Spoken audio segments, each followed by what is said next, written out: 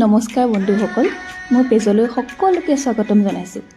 আপোনালোকে জানেই চাগে, মোৰ চাংঘৰ নামৰ এখন অকণমানি ধাবা আছে। কেতিয়াবা লখিমপুৰৰ ফালে আহিলে সোমাব দেই। এইখন কেৱল এখন ধাবা নহয়, মোৰ বাবে এটা সৰু সপোন।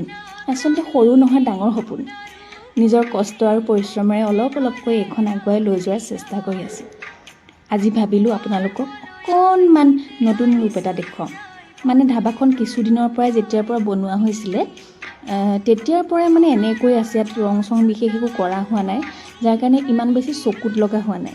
সেয়েহে ভাবিলোঁ আজি অকণমান ৰং ৰূপ সলনি কৰি দিওঁ, অকণমান কালাৰ কৰি পেলাই পৰিৱেশটো আৰু অকণমান জীপাল কৰি আকৰ্ষণীয় কৰি তোলোঁ।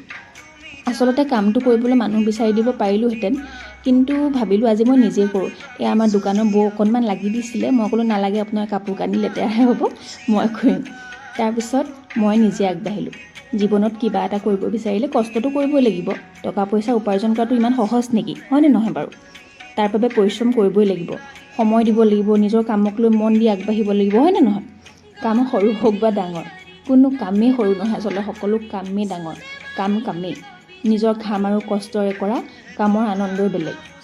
সেইবাবে আজি মই নিজেই কামত লাগি গ'লোঁ। অলপ অলপকৈ ধাবাখন নতুন ৰূপ দিয়াৰ চেষ্টা এটা কৰিছোঁ। হয়তো এইকেইদিনাই সকলো সলনি কৰিব নোৱাৰিম, কিন্তু অকণমান প্ৰত্যেক দিনে কৰিলে নিশ্চয় আগবাঢ়ি যাম, হয়নে নহয়? মোৰ এই সৰু প্ৰচেষ্টাটো আপোনালোকে ভাল পাব চাগে। ময়ো আশা কৰিছোঁ ভাল পাব বুলি দেই।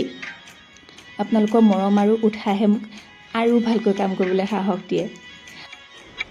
অৱশেষত এয়া হ'ল আমাৰ চাংঘৰৰ নতুন ৰূপ। আপোনালোকৰ কেনেকুৱা লাগিছে কমেণ্ট কৰি জনাবলৈ নাপাহৰিব দেই।